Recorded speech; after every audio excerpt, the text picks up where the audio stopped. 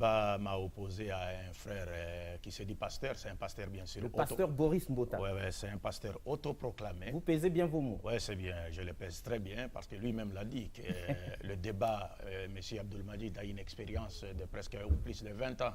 C'est reconnu universellement. En toute humilité. Donc après diagnostic, j'ai trouvé que mon frère Mbota souffrait notamment de 3 maladies.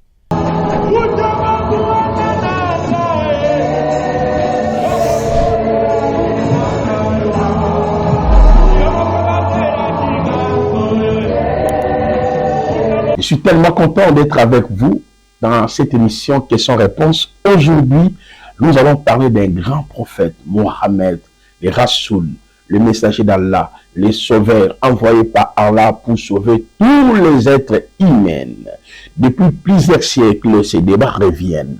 Alors, j'ai réussi cette question. Est-ce que le prophète Mohammed est le dernier messager envoyé pour sauver tous les êtres humains, et le Coran est l'unique livre qu'Allah a envoyé pour pouvoir guider tous les êtres humains? Alors, cette question va pouvoir nous aider à comprendre en réalité la place de la religion islamique dans le monde et dans la même perspective, la mission du prophète Mohammed et les Rassouls, le messager d'Allah, le sauveur de toute l'humanité. Avant que nous puissions continuer, je voudrais que vous puissiez suivre cet élément où le docteur Abdul Majid nous donne les 3 approches méthodiques d'une bonne interprétation du Coran. Et sur base de ces 3, n'est-ce pas, approches méthodiques que lui a considérées, sous d'autres mots, les 3 maladies. Il y a eu un grand débat, comme vous le savez fort bien, entre le docteur Abdul Majid et le docteur Boris Mbota.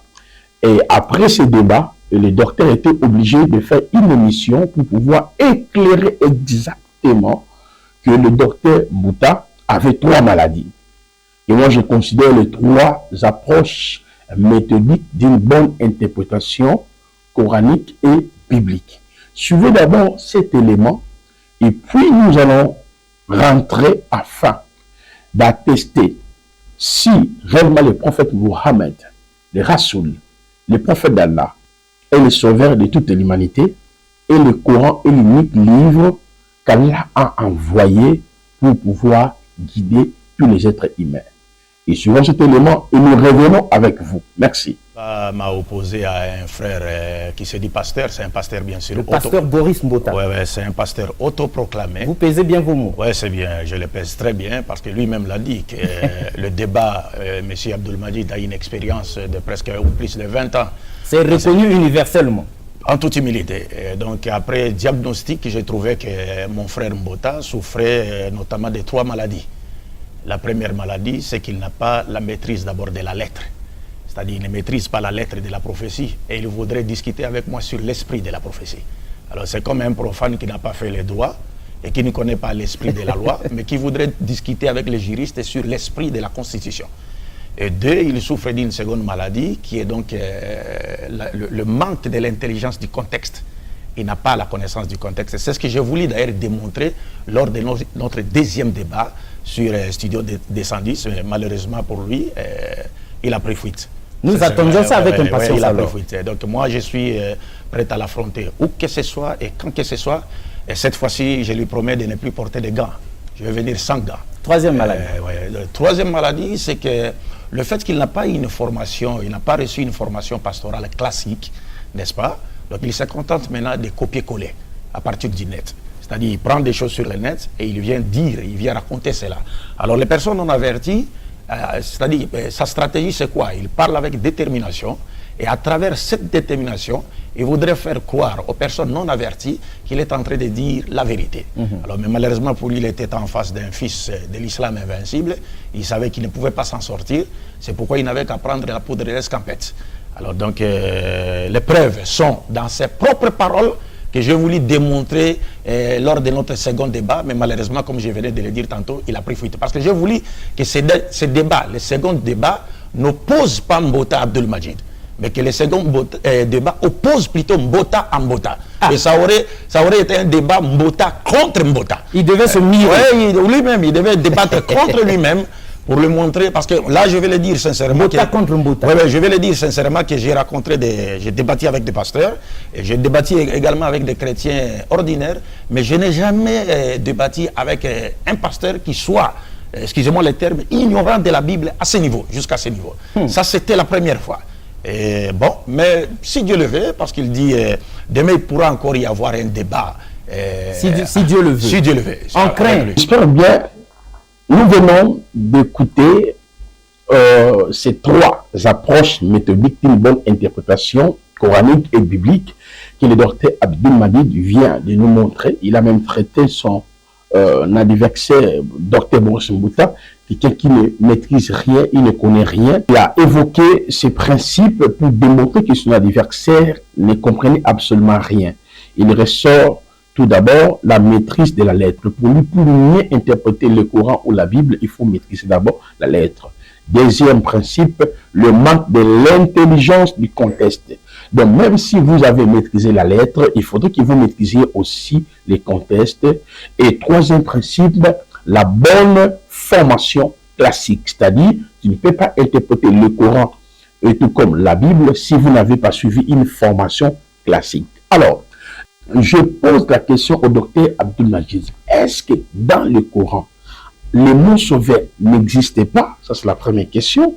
La deuxième question, est-ce que dans le Coran, il y a une disposition où Allah a dit au prophète Mohammed, ou l'ange Jibril, ou le prophète Mohammed lui-même, en s'adressant aux musulmans ou au monde, Allah m'a envoyé étant le sauveur de toute l'humanité? Ou bien Jibril dira au prophète, regardez mon prophète, je ne pouvais pas te dire ça devant tout le monde, mais Allah t'a envoyé comme le sauveur de toute l'humanité. Je vous assure, ces versets-là n'existaient pas. Lui-même tombe sur ces trois principes qu'il vient d'établir: la maîtrise de la lettre, le manque de l'intelligence du contexte et la bonne formation. Parce que si vous respectez ces trois approches méthodiques d'une bonne interprétation du Coran et de la Bible, selon Abdul Majid, vous êtes un homme éclairé, un homme authentique. Maintenant, remarquez, lors de cette émission, lui-même était incapable de démontrer coraniquement que le prophète Mohammed est le sauveur de toute l'humanité. J'ai suivi la vidéo du début jusqu'à la fin. Je vois nulle part où le docteur Abdul Majid a démontré à l'image du Coran, voilà Allah, voilà ce que Gabriel a dit, voilà ce que le prophète Mohammed a dit, et le sauveur de toute l'humanité. Alors, je vous propose maintenant d'écouter la première partie où il est en train d'expliquer que le prophète Mohammed est le sauveur de toute l'humanité. La religion islamique est l'unique religion où tous les humains sont censés, n'est-ce pas, de croire. Mais en réalité, il n'a même pas donné des arguments coraniques qui attestent ce qu'il vient de dire. Il s'appuie tantôt du texte biblique Abraham et puis commence à développer. Et je comprends que ces trois méthodes invoquées par lui-même lui empêchent de mieux comprendre ce qu'il est en train d'avancer. Par contre, il tombe dans les pièges de ces trois méthodes que lui-même a imposées. Je vous propose de bien suivre comment le docteur nous explique que le prophète Mohammed est le sauveur envoyé par Allah dans le Coran.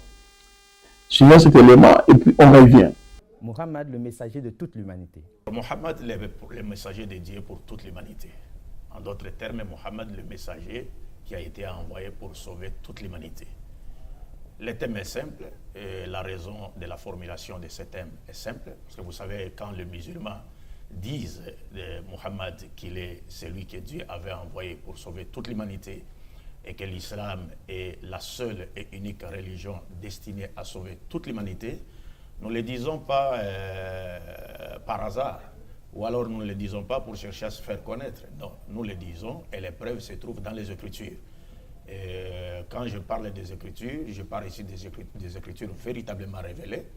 Donc la Torah de Moïse, l'évangile de Jésus, les amours de David, le feuillet d'Abraham, le père des croyants. Et nous musulmans, nous disons que lorsque nous faisons de telles affirmations, que cela n'étonne personne. Cela n'étonne personne, pourquoi? Parce qu'il est logique que si Muhammad est effectivement le messager de Dieu, envoyé pour le salut de toute l'humanité, et que l'islam est la religion destinée à sauver toute l'humanité, cette vérité doit d'avance être énoncée dans la Bible judéo-chrétienne pour apaiser les gens.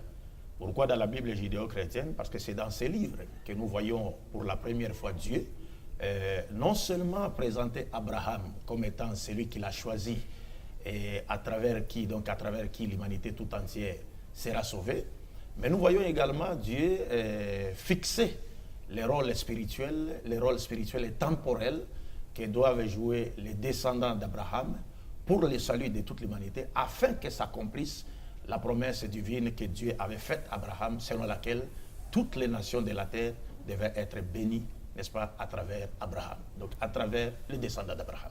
Voilà. Vous venez de suivre comment il est en train d'expliquer que Mohammed est le sauveur de toute l'humanité. La religion islamique, l'unique religion envoyée par Allah pour sauver tous les êtres humains, c'est ce qui est faux. Pourquoi? Le Coran contient 114 sourates. Il n'y a que 114 sourates.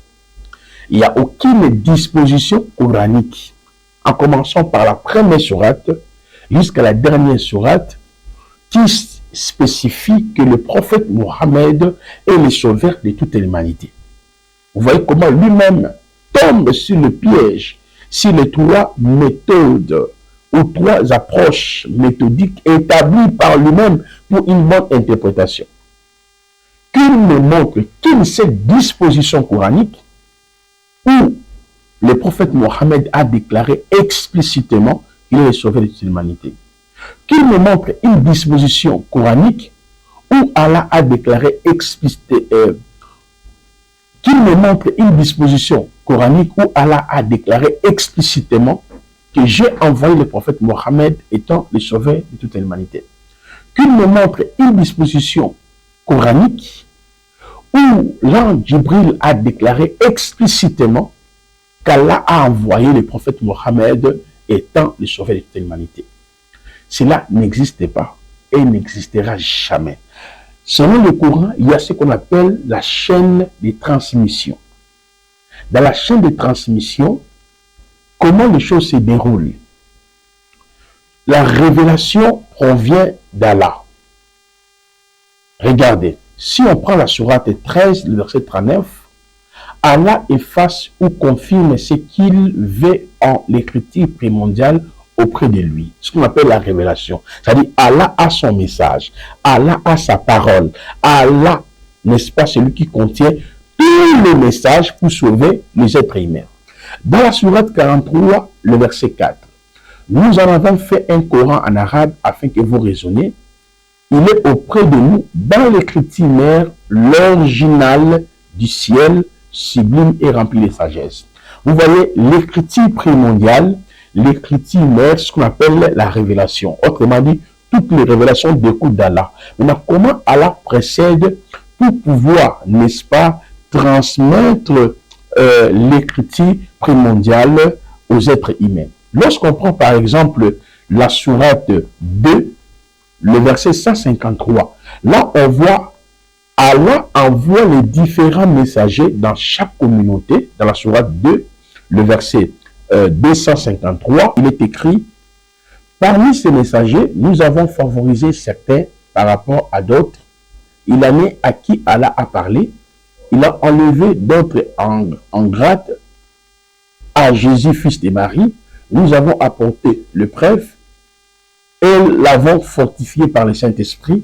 Et si Allah avait voulu, les gens qui vinrent après et ne seraient pas être tués après que le preuve leur fit venir. Mais ils se sont opposés, les uns restèrent croyants, les autres filles infidèles. Si Allah avait voulu, ils ne seraient pas entretués, mais Allah fait ce qu'il veut. Alors, vous allez aussi lire la sourate, n'est-ce pas, 14, verset 4. Mais déjà dans cette sourate, on comprend que Allah, pour sauver tout un peuple, avant de prendre la sourate 4, la sourate 14, pardon, nous allons prendre aussi la sourate 14, le verset 4. Avant de lire la sourate 14, le verset 4, on voit clairement Allah, dans son habitude, il envoie les messagers dans chaque communauté. Dans le Coran, Mohammed a été présenté comme messager et le Coran parle au moins de 25 messagers envoyés par Allah. Donc, ce verset démontre clairement qu'Allah ne peut sauver qu'à travers ces messagers qu'il envoie. Or, le mot sauveur existe bel et bien dans le Coran, dans la sourate, n'est-ce pas, 39, le verset 62. Et le texte est clair, c'est Allah seul qui sauvera. Autrement dit, c'est Allah qui est le sauveur. La sourate 39, le verset 62, le prophète Mohammed ne peut pas être le sauveur. La religion islamique, elle n'est pas la religion universelle qui apporte le salut. Je vais y revenir plus tard par rapport à cela. Mais regardez dans la sourate 14, le verset 4 à 5. Et nous n'avons envoyé des messagers qu'avec la langue de son peuple, afin de les éclairer à l'égard qu'il veut et guide qu'il veut, c'est lui le seul puissant sage. Donc vous voyez ce que je viens de vous dire tantôt. Allah, pour gagner, pour ramener un peuple, c'est ce qu'il fait. De la même perspective, dans la sourate 4, le verset 163, il démontre qu'il a envoyé plusieurs messagers. La sourate 4, le verset 163, et de la même perspective, il faut noter, dans la sourate 4, le verset 136, voyez, Allah interpelle même les musulmans de croire aux messagers. Mais je prends d'abord la sourate 4, le verset 163. Nous avons fait une révélation comme nous fîmes à Noé et aux prophètes après lui, et nous avons fait des révélations à Abraham, à Ismaël, à Isaac et à Jacob, aux tribus, à Jésus, à Job, à Aaron et à Salomon, et nous avons donné les abous à David. Vous voyez? Donc, quand Allah envoie des messagers, et qu'est-ce qui se passe? Il envoie à chaque peuple, n'est-ce pas, son message, les contenus. Il guide son peuple à travers les messagers. Donc, dire que le prophète Mohammed est le sauveur de toute l'humanité, c'est une aberration. S'il est le sauveur de toute l'humanité, il doit commencer à sauver à partir d'Adam. Et ce qui est faux, selon le Coran ou la manière dont Allah a établi, il ne sauve qu'à travers ses messagers. Et je vais finir avec la sourate 4, le verset 136. La sourate 4, le verset 136. On revient ici le verset 136. Merci. Alors, regardez ce qui est écrit dans ces versets. Ça, c'est une interpellation forte. Dans la sourate 4, le verset 136. Or, les croyants, soyez fermes en votre foi à Allah, en son messager, au livre qu'il a fait descendre sur son messager, au livre qu'il a fait descendre avant. Vous voyez, quiconque ne croit pas à Allah, en ses anges, en ses livres, en ses messagers, et au jour dernier, s'égare loin dans l'égarement. Comprenez que, à la lumière de ce qui précède, le prophète Mohammed n'a jamais été présenté comme le sauveur de toute l'humanité. La religion islamique n'est pas la religion universelle, ok, que les gens doivent accepter pour que ces derniers soient guidés. Alors, nous arrivons à la fin. Nous avons compris les trois approches méthodiques établies par Abdul Majid. Il est le premier à tomber dans ces principes établis par lui-même. La maîtrise de la lettre. Il n'a pas maîtrisé la lettre, c'est-à-dire le texte coranique, aucune disposition du Coran qui atteste que Mohammed est le sauveur de toute l'humanité. Deuxième méthode, le manque de l'intelligence du contexte lui-même. Il dit des choses hors contexte. Et troisième méthode, il n'a pas suivi la formation classique. Nous allons revenir dans la deuxième partie pour continuer à examiner ces propos sur base de ces trois principes. Le Coran ne parle que d'Allah, seul est le sauveur de toute l'humanité. Celui qui sauvera, mais Allah sauve à travers ses messagers. Baruch Ata Adonai Elohim Melech Haolam Yehoshua, il est véritable Hachem, Elohim du vétérotestamentaire manifesté dans le néo-testamentaire Eloah Elai Shaddai Yahvé, Anouki Yahvé Vehelmi Baldai Moshia. Tout d'abord, partagez, commentez, je vous aime beaucoup. Merci.